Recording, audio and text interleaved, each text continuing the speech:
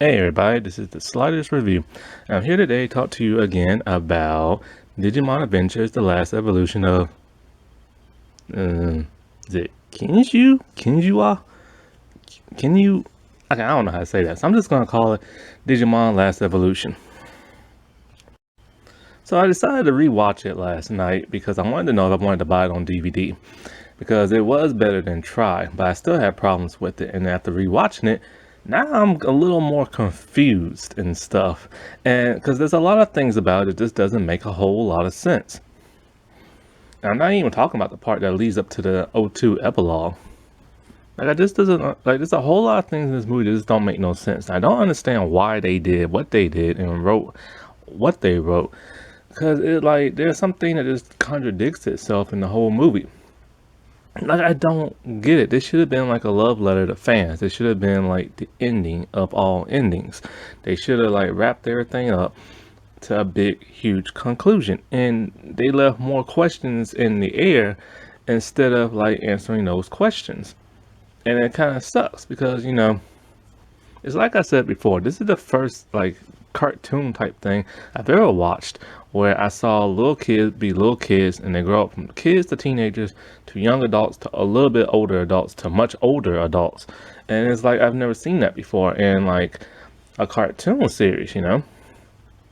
We see it happen in animation, especially with a lot of like revivals and stuff like Fuller House, but like I've never seen it in a cartoon. And we all know this movie was only made in defiance of Digimon Try. So many fans just did not like that movie. I hate Digimon Try. It was just like an insult, I feel, to like the original Digimon series. So I want to point out some of the issues I have with this movie a little bit further. Because I had to rewatch one part because like I fell asleep when watching this movie the first time. So I fell asleep during the part where Matt takes the guys into the bathroom and get them burner phones, and then to the point where Matt meets the FBI agent. So I missed all that in between stuff, like the part where Agumon said like he's never been in Ty's dorm room, and like when I watched it the second time, I'm just like I came to a different revelation. And so after like explaining some of the stuff that like bugged me in this movie, then I'm gonna fix it. I'm gonna fix it to the point where how they should have made this movie and how they should have tied it into the epilogue. Okay, let me just get this one little nitpick out the way. I hate their eyes, the way they're drawn in this movie. They just look weird and like demonic almost. And it's just weird. It's a weird depart on the departure from the '01 series and the original series and all the other anime series. And it's a huge departure from even from like the Try movie. Even the Try movie's eyes were a little bit more better than this, even though I hate the faces and Try. I like the faces better in this one. I just don't like the eyes. So I just had to get that out the way. So the first thing that doesn't make sense is their little cell phone digivice type thing. That is never explained. You have to basically use like your brain and think outside the box for that. Why even create that for the movie? Like that makes no absolute sense. Basically what it is like a little Bluetooth speaker device. The Digimon is like the TV. The little cell phone is like the little speaker thing, and it's like Bluetooth running all through it through the internet. So that's basically what that is. It's just like a little conduit type thing. And why? Like, I don't know. It's never explained. It serves no purpose whatsoever. And it's just there. Like, at least in O2, when they had those little tablet like things, I forgot what they're called. Like, at least those things served a purpose. It's what hold their digi eggs and stuff. And also they're able to detect what type of Digimon it is and what its special attacks are and stuff. So at least that thing serves a purpose, whereas this thing just doesn't. And this is just drawn just for the sake of just drawing. Another thing that doesn't make sense is like when they were having such a hard time trying to defeat this Digimon slash artificial and like virus intelligence type thing, they use Omnimon. Okay, but why didn't they just go into their mega form? It's like, I don't get that. Because this whole little virus Digimon type thing, it kept digivolving itself. And so their like other forms should have been strong enough to take care of this thing, but instead they went to like the ultimate type like Digimon they have, which is Omnimon. So it's kind of like, why didn't they just slowly keep like, upgrading and stuff? If they knew that, digivolving and fighting accelerates the departure of the Digimon leaving, then why wouldn't they use the smaller forms and then gradually like work their way up? They could did like the whole ultimate thing, or they could did the megas, but they went straight for Omnimon. Speaking of Omnimon, what happened to his form in Try? Remember, like in Try, something happens and he digivolves to a different variant to where he has like angel-like wings and his appearance changed slightly, and their digivices changed slightly. He's more like a bluish type kind of color. Like, what happened to that? Like, that should have been enough to defeat this evil Digimon in this movie, so they could have used that. Now, the creators of the movie said that, they didn't even want to do that and Try, but I think they were like forced to or whatever. And so they did that. So that's probably the reason why they didn't bring it back from this movie. But it would have made sense, to link those things together. I don't understand how Minuwa was able to merge with her Digimon slash virus thing. Like, she doesn't have a Digivice. And they literally say, like, in '01, in order for a Digimon who is partnered with Digidestin, in order for them to Digivolve, they had to have a Digivice. Like, that's just the only rule there is.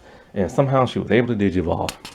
One thing that bugs me is like towards the end in the final battle, when the kids snap out of it and revert back to their adult age, why didn't they use their ultimate or mega form for their Digimon? They only used their champion. Like, why? This thing is a whole lot more powerful now than what it was before early in the movie. So wouldn't you want to use like a higher level Digimon? So that didn't make like no sense.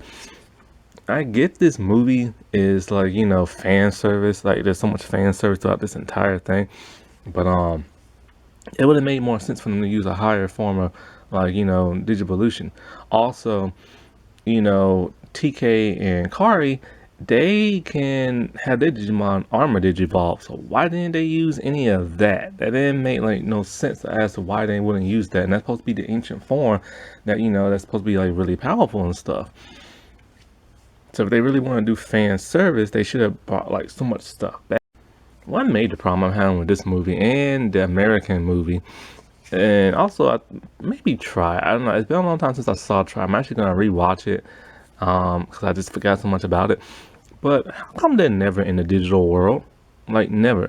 Like, this movie primarily takes place first in the real world, then in the internet, which in the last video I called a hub, but I forgot it was called the internet. Because I forgot that's what they made the internet look like in the American movie and stuff. And then towards the end, they're supposed to be in the digital world, which I guess they are, but meanwhile, like, reconfigured it to suit her needs. But that couldn't have been, because what happened to all the Digimon that lived there and the Jedi Masters and like, the entire landscape? Like, all of that is what disappeared, and now she crystallized everything. Like, that was never really truly explained, because we see Jedi in this movie towards the middle. So apparently if she's been working on stuff for so long, then wouldn't he have disappeared by now? Would have said something. So that didn't make no sense. I don't know exactly where they was at towards the end of the movie in that big battle, because it's just never truly really explained. Speaking of this entire movie and the final battle, one thing that always bugged me was like how the other Digimon don't really help out that much throughout this movie. They do in the first battle, so that was cool to see. And they do help out towards the end, but it's so quick. It's kind of like a couple of seconds and then boom, it's like gone. And then, what always bugged me is that in the beginning of the first battle, we don't get to see everybody. We only see Ty, Matt, Kari, Izzy, and TK. And like, that's it in their Digimon. Joe and Mimi, they're off doing their own things with their Digimon. And so they didn't want to help out. We know Sora doesn't want to help out no more. So it was just like a huge bummer not to like have the entire cast interact with each other a whole lot more. And then when they do interact with each other, they act like they don't really like know anybody. Like they don't know each other. It's like, they spent so many years together, but then like when we see Joe in the hospital talking to him, he's just talking to him like he's a complete stranger. Like there's no connection, there's no bond. What's happened to that friendship? Something else that bugs me? No Leomon. Yeah, I know he doesn't have a partner, but it just would have been nice just to see him or something. Another thing that bugs me about this movie is Agumon and Gabumon, no, yeah, whatever his name is, um, their last evolutions in this movie towards the end, like we should have seen more of that. We should have seen what they look like from head to toe, and we should have saw more of what their power were and stuff. And we really get like all these like really quick like flashes of their bodies and mostly just like the face area and stuff. It would have been nice to see what they actually look like. It also would have been a whole lot nicer to understand why they did evolve the way they did. When I fell asleep and watching this the first time, I didn't even realize that Agumon has never like hung out with Tai as he's been an adult in college. Like it's kind of interesting because both him and Matt, they don't even take care of their Digimon anymore. They only interact with them when there's like a battle, and so their Digimon, help them to Digiball. But so it's kind of like they can't be having that many battles from when they was teenagers in '02 to when they was in college and try. So it's kind of like, why did they distance themselves from their Digimon? Like I get the whole purpose of this movie to show like, oh, you had your Digimon as a kid, and then as you grow up, you lose the things that you used to love as a kid. Like that's the whole message and stuff. And they wanted to emphasize that. But they've already done that and try with the other characters, like Joe for sure. And it's just weird that Matt and like Tai would be like the two ones to distance themselves from like their Digimon because they always had such a strong bond in the original series. That's one of the reasons why their Digimon will always Digivolve first and second, and why they always have so much like power ups than the other ones and go to the Mega form is because their bond was just like unimaginable.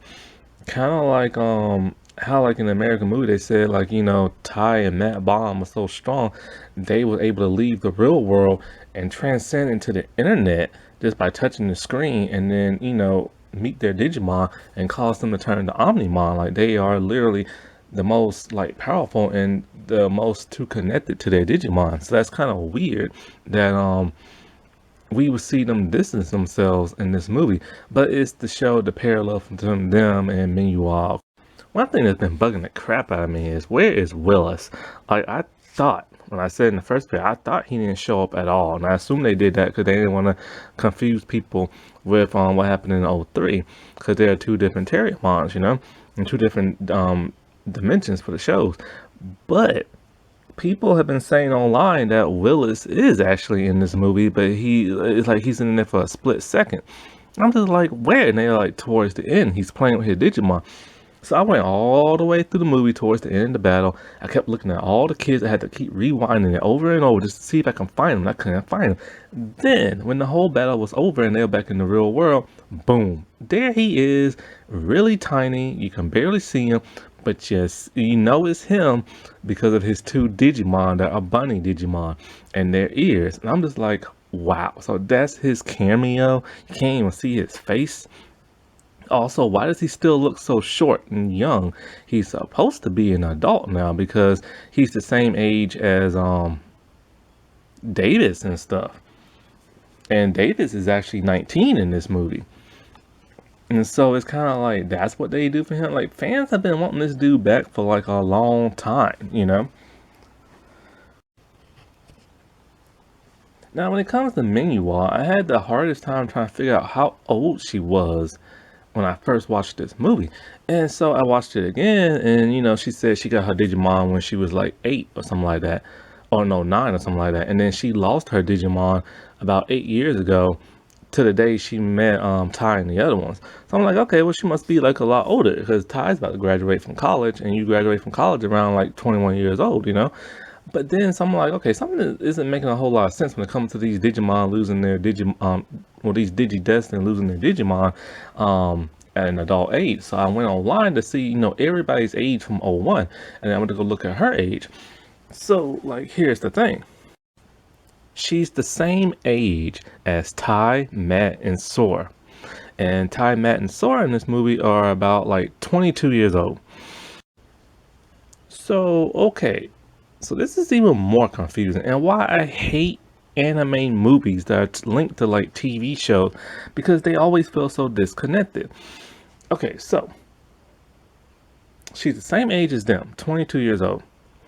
But every original Digidestin aren't the same age. Joe is actually a year older than Matt, Sora, and Tai. He's like 23 in this movie. Mimi is about a year younger than Ty and them, and Izzy's about 2 years younger than Ty. And of course, TK and Kari are like little kids in the original series. So, if Minuwa is the exact same age as Ty, Matt, and Sora, so it's like she got her. So okay, so she lost her Digimon somewhere in season '02. So that's when she lost her Digimon, around that time.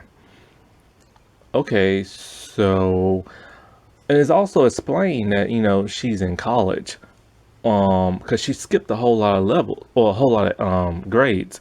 So she was 14 in college, and that's when she lost her Digimon. So that would have been around '02, because Matt and the others were about 14 in '02. And when I say '02, I don't mean like 2002. I mean like the season '02. That's what fans call it. Okay, so she's 22 years old now. She lost her Digimon at 14, which happened in season 2. So that means she got her Digimon sometime around season 1. But she got her Digimon years before the events of '01. So she got her Digimon a couple of years before Matt and Ty and all the other ones. And the question is, how? The reason why the kids in '02 got their Digimon is because they witnessed the battle between Omnimon and that virus Digimon from the movie. And they witnessed that on like the internet and stuff.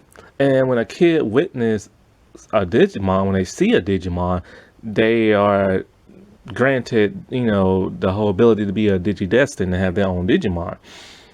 So we know she didn't get it like during that time.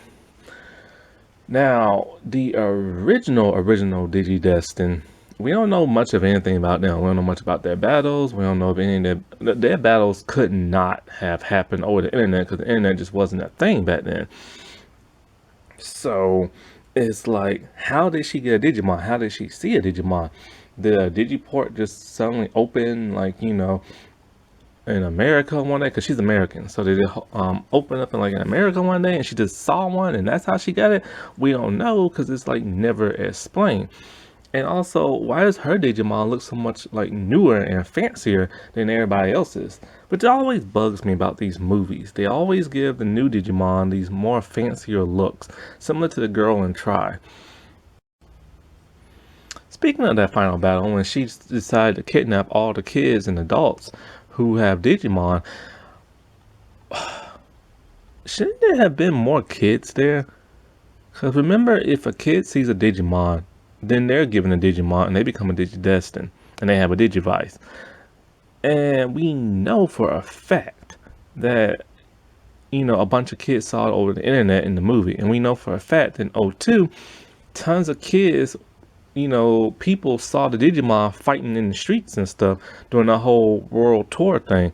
And we also know for a fact that in '01, when they were back in the real world, that many people and little kids kept seeing their Digimon in the streets and in the battles. And that time they got went to sleep from that, I think, that evil Wizardmon looking type thing. And so it's kind of like there should have been more kids with Digimon and stuff. Now, one thing that kind of bugs me and kind of doesn't is what happened to the girl in the Try movies and her Digimon. She still has it. She's about 19 now in this movie because she's around the same age as like the O2 kids, and so it's kind of like, you know, where was she at? We saw her in a cameo towards the end. I saw that one now. But she didn't interact with nobody throughout this entire movie. And it's probably because fans hated her in the first No Try movies.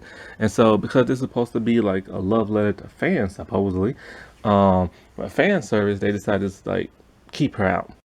Speaking of the O2 kids, why were they crammed into this movie the way they were? They didn't have a natural flow, and they really didn't help out the way people thought they would help out. And it's kind of like, so you mean to tell me all the O2 kids, except for like TK, Kari, and Yo Lee, are all now living in America? Because they're supposed to be 19, so I guess they're like in college or whatever. So they all went to college in America, every single last one of them. Really, every single last one of them. And the whole noodle thing that Davis wants to like create the business, the restaurant, he wants to do it in America. He said he wants to do it at this place and work for this place. That don't make no sense. They was literally just crammed in there because fans were pissed that they was non-existent in the Try movies. They were only there in like a silhouette. They got kidnapped. They kept getting mentioned a lot, but we never really saw them. And so I hate the fact because these O2 kids, the creators of the show, they made us like them, whether we like them or hate them or not. But we ended up liking them at some point. And we love their Digimon, so it would have been great to see more like, interaction with them throughout this movie instead of them just being in America, like doing research, and then them having a battle that was like very, very quick. One of the most outrageous things that pisses me off is the new voice cast. I hate when they like, recast people. It's kind of like if you're gonna recast the entire cast, except for like Sora, Tai, Izzy, Agumon, Patamon, and Gobelmon, then why not just recast everybody if you wanted to make them sound more like older and adult sounding? That made like really no sense for them to keep some and then get rid of the other ones. And it made no sense for the Digimon to have these different voices as well. It was just bizarre. Now, like the voice actors, they're still around doing other stuff. Why couldn't they just contact them and put them in this movie? It reminded me a lot of that one Ninja Turtle movie that tied in the 2003 series into the 80s series. And for the 80s characters were completely recast. Not a single person came back. And they're still alive. And they came back for the 2012 series crossover. So I just hate when they do that crap. Because, I think Izzy, I think he's voiced by a woman.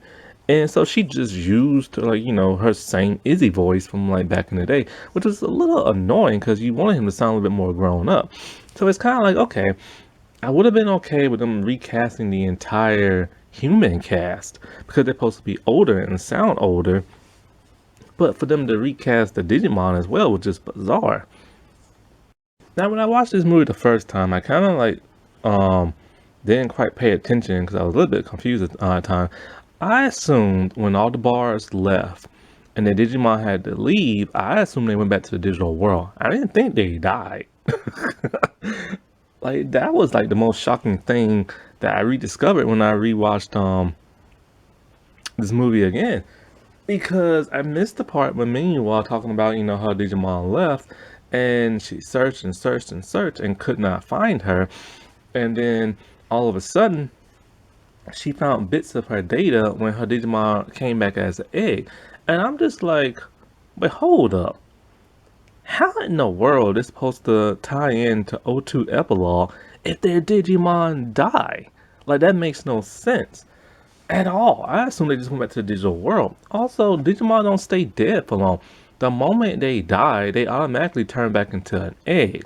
And then in like a few like days or whatever, they hatch into like in training Digimon.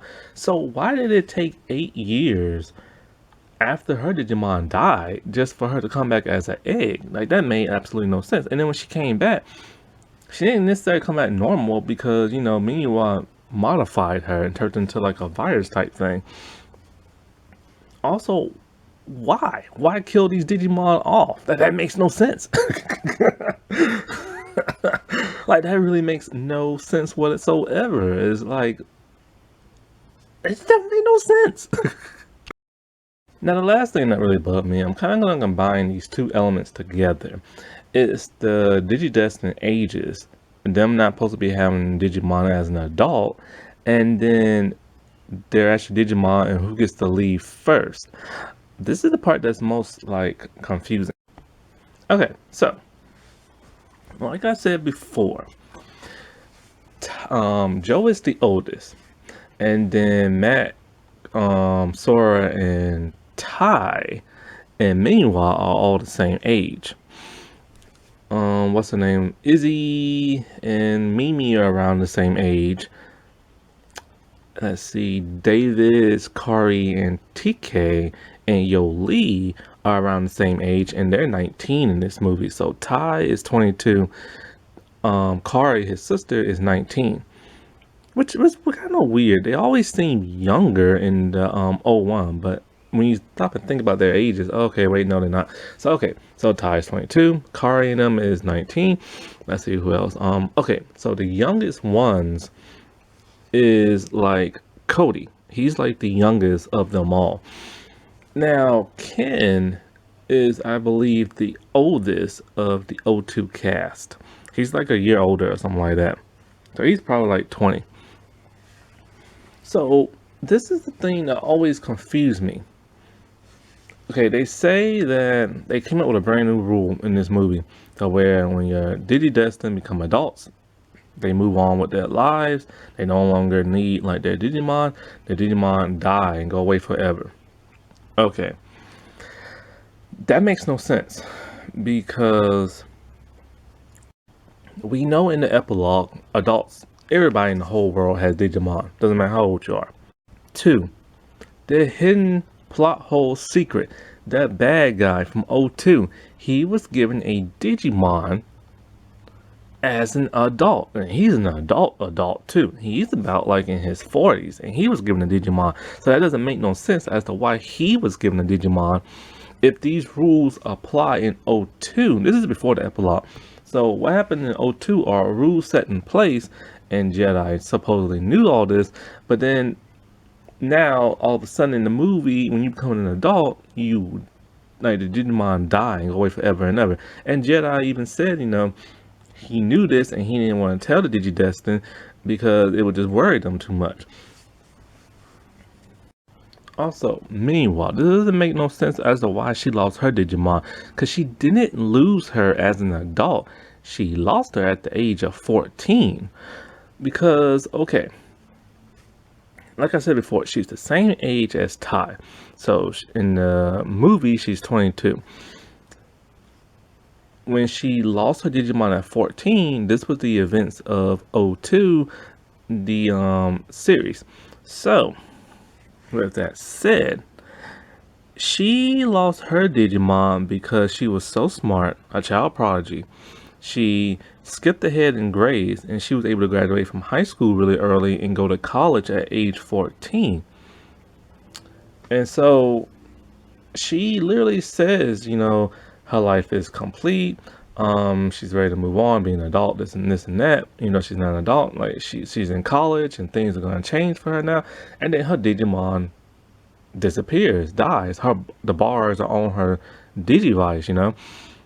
Also, her Digivice is gray, which is probably gray because, you know, once your bars leave, it turns gray. But I think it was gray before that. So not sure why hers is gray and all the other ones are kind of like whitish blue if they all have the same Digitype vices, like model design, you know. Anyways, so why did she lose her Digimon at age 14 and not an adult? Supposedly you're supposed to lose it in your adult age, as you know, you no longer have no more ties to your Digimon and move on. But it said that because mentally she was mature enough to be like an adult, that's why she lost her Digimon. That makes no sense if they're supposed to lose it at an adult age. Now, if Joe is the oldest, why didn't he lose his Digimon first? Not only is he the oldest, he has a job as a doctor.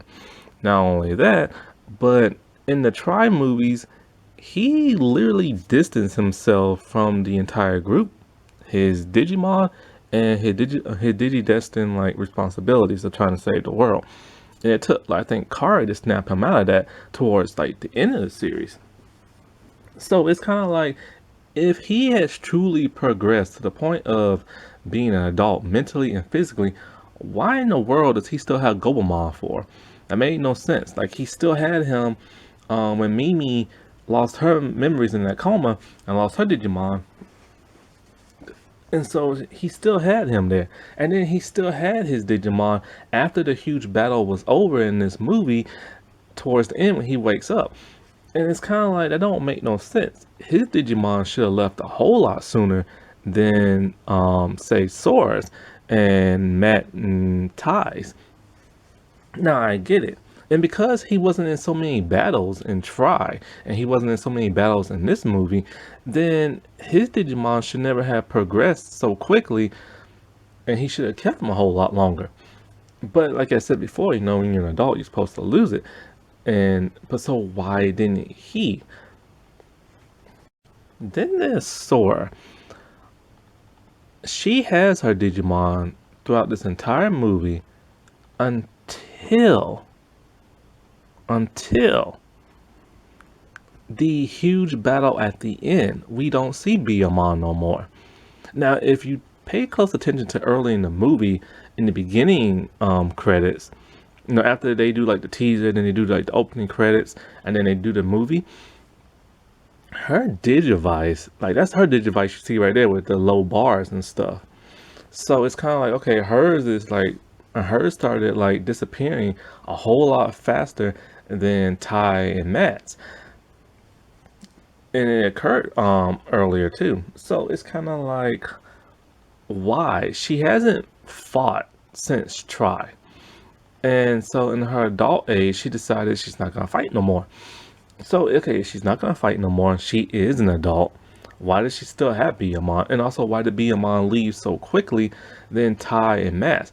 Their Digimon have like the bigger upgrade, so that would accelerate their time of keeping their Digimon. So it doesn't make no sense as to, and then not only that, but you see she wants to keep her Digimon. And that's why she didn't want to like be in the battle and stuff. So it doesn't make no sense as to why she lost hers first before everybody else's. Like I get it, she's moved on with her life, but it just doesn't make no sense.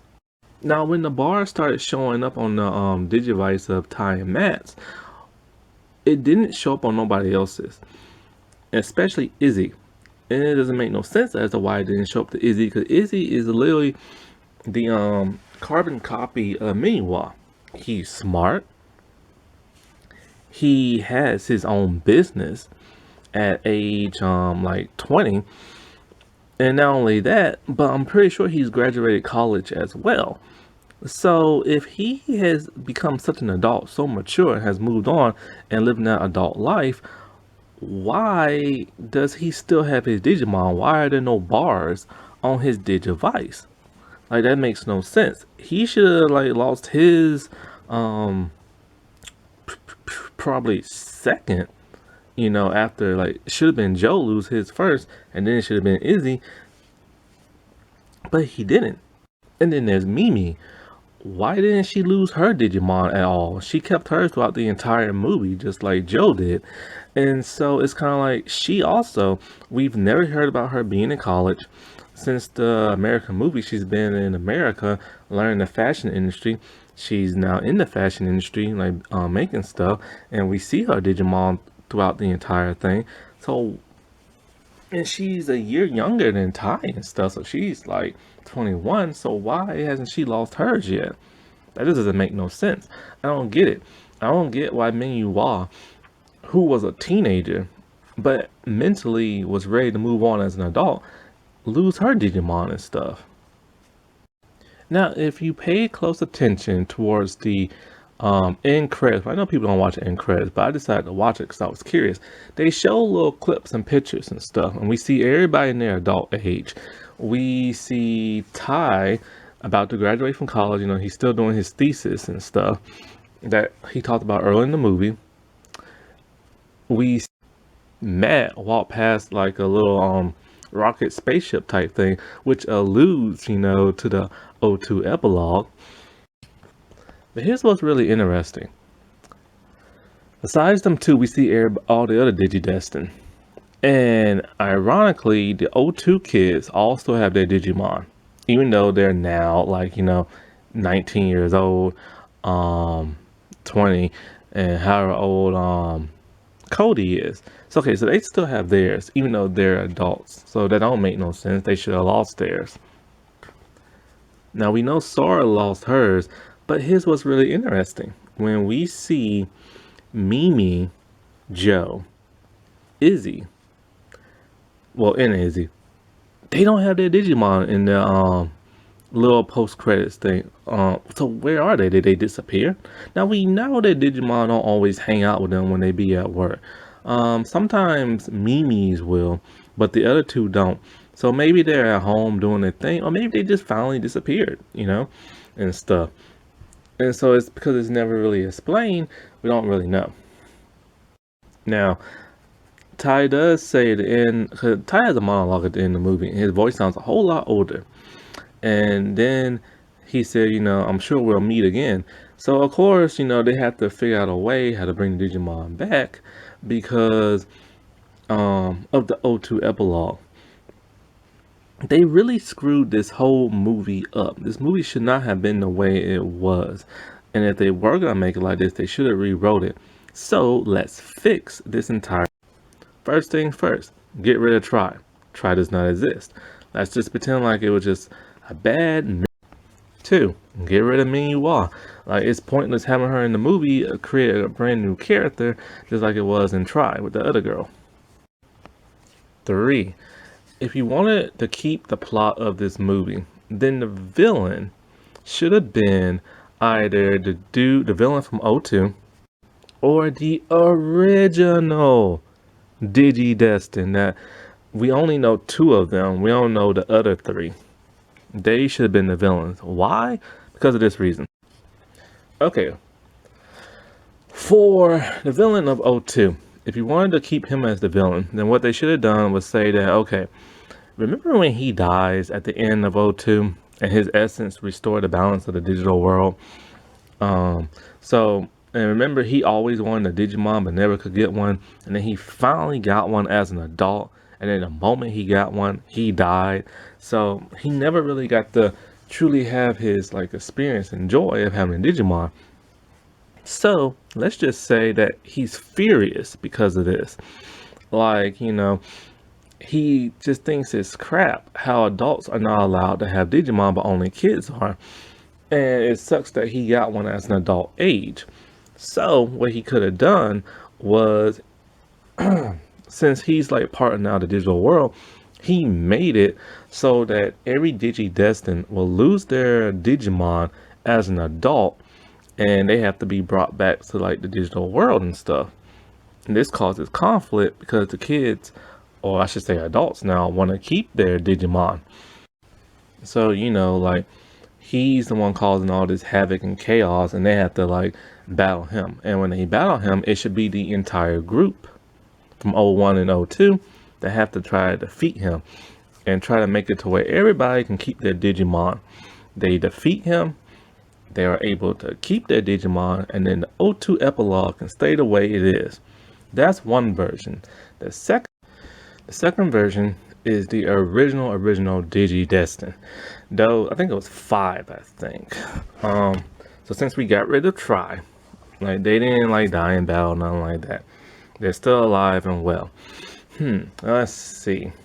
We can make it to where, like I said before, the rules of this movie still apply. That once you become an adult, you lose your Digimon. Now let's say that, you know, since they are older, that's what happened. Their battle was done, they became adults, and they lost their Digimon, and they're heartbroken by it.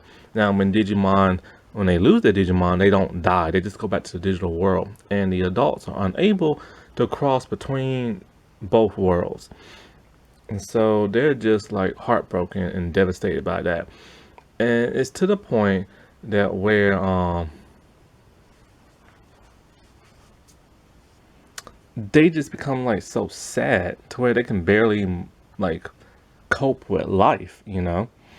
Like they're just constantly suffering from depression.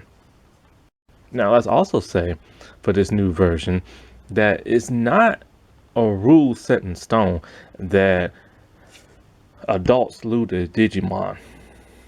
It's only for those Digidestined, the original 2 group of Digidestined. Let us say that the rules don't apply because the way the Digidestined got their Digimon and these other kids got theirs is completely different.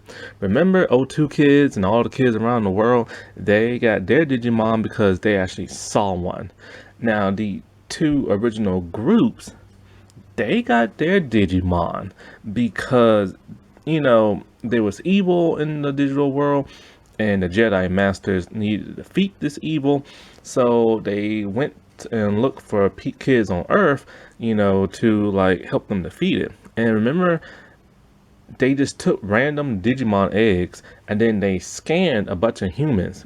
And then they put their personality profiles into those digital eggs, remember? And then that's why the Digimon are so bonded and connected to their Digidestined, because they're literally the same person with the same personality traits and stuff, or the same common interests or whatever. So because the Jedi Masters modified these 13 Digimon, let's just say that that's the reason why when they become adults, they have to return. Now, let's say the original Digidestined world. They're so furious and mad because, you know, they see the events of O2. They know that, you know, now Digimon or Digidestined can cross between worlds just by opening Digiports. And, you know, so they're kind of just like mad and furious because they are unable to go there because they're adults and they're not allowed to have the Digimon anymore. Let's say they use some science know-how to like bypass that. They go into the digital world. They wreak havoc and chaos upon the digital world. And they become like the new like villains, like the masters, you know? And so our group from O1 and O2 have to combine forces to take these people down because they have corrupted so many Digimon in the movie. There is like a huge battle that happens, and you know the original ones are defeated by both teams of Digidestined and probably some kids around the world. Let's bring Willis back. Let's just say that, you know. So they all defeat like the original Digidestined, but they still have to lose their Digimon at an adult age, and totally sucks. And so moments right before they're about to lose their Digimon, the Jedi Masters, they tell them, you know what, we've changed the rules before. Because remember when they lost their crest in one of those anime movies, and then they was unable to use them in O2, but then somehow they gave them like this orb that gave them the ability to Digiball. Let's just say the Digimon Masters all kind of like, you know, we saw what happened with the original Digidestined, how depressed they became when they lost their Digimon. We don't want the same thing to happen to y'all. So they changed the rules to now where adults can have Digimon. Adults can go back and forth to the digital world. And so therefore the events in the O2 epilogue can still stay exactly the same. Everybody has a Digimon. There are conflict between the humans and the Digimon to where Tai and Agumon have to buffer it out. And everything can be back into this full, like, you know, circle. One thing that always bugged me about the epilogue is that everything was wrapped up in a nice little bow, and I didn't understand why, especially after how O1 ended, you know. So I assumed when I heard O3 was happening, I thought, like just confused, because everything's wrapped up in a nice little bow. But this would have been a great way to make this last movie, and it could have been, in fact, the actual last movie. Plain and simple. Alrighty, well, I'll talk to y'all later. Bye.